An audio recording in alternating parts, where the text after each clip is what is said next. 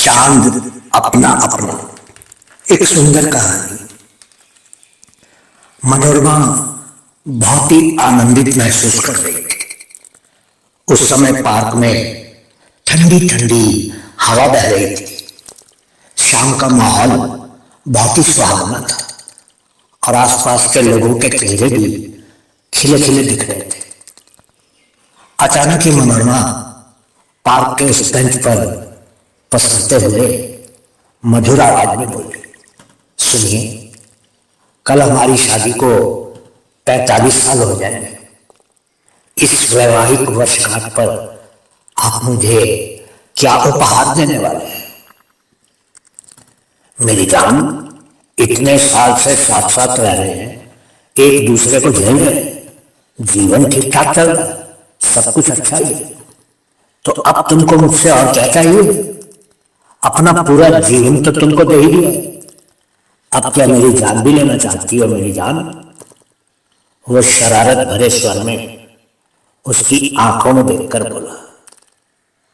राजेश ने वो बातें इस तरह से कही थी कि मनोरमा एकदम सकड़ा गई, लेकिन फिर उसने संभलते हुए कहा, अच्छा जी, क्या आप भूल गए कि आप मेरे लिए सफेद गुलाब के फूल लाया करते थे?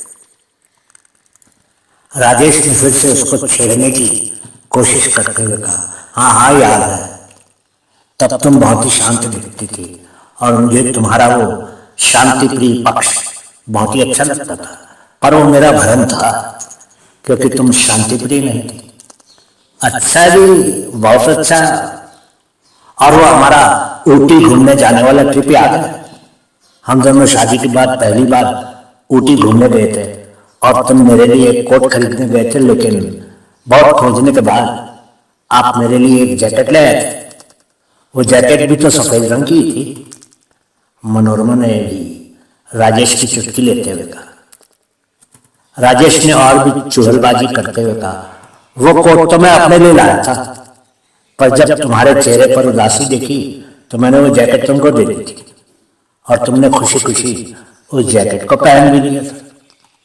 अच्छा जी, तो आप पहले भी लड़कियों की जैकेट पहना करते थे, आप अब सफेद झूठ क्यों बोल रहे हैं? छोड़िए ना अब इन बातों को। याद है जब मुझे कोरोना हुआ था तो आप 24 घंटे मेरे पास ही रहा करते थे। डॉक्टरों ने कितना मना किया था, पर आप मेरे पास से जाते ही नहीं थे और फिर आखिर आपको भी कोरोना हो गया था। उसको क्या कहेंगे? आप अब बातें मत बनाइए। उन दिनों में मेरे पास और कोई विकल्प भी तो नहीं था। मुझे खाना पकाना तो आता ही नहीं था और घर में अकेला बोर होता रहता था, इसलिए समय बिताने के लिए तुम्हारे पास अस्पताल आ जाता।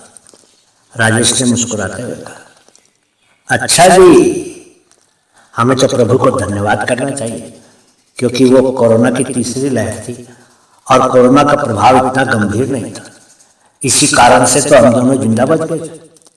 चलिए, मैं आपकी बात मान लेती हूँ कि आपको मुझसे प्रेम नहीं था, केवल साथ निभा रहे थे इतने सालों से।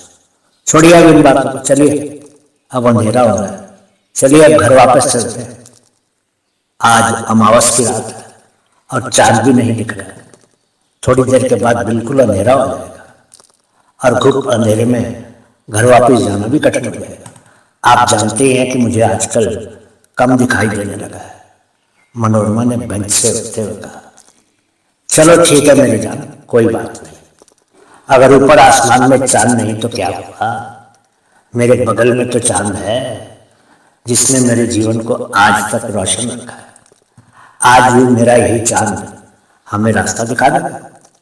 इतना कहकर राजेश ने मुस्कुराकर मनोरमा का हाथ थाम लिया और धीरे धीरे दोनों पार्क के गेट की तरफ बढ़ने लगे।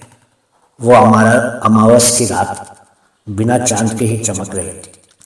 वो दोनों ही जानते थे कि वो दोनों ही एक दूसरे के लिए चांद थे। बहुत बहुत शुक्रिया।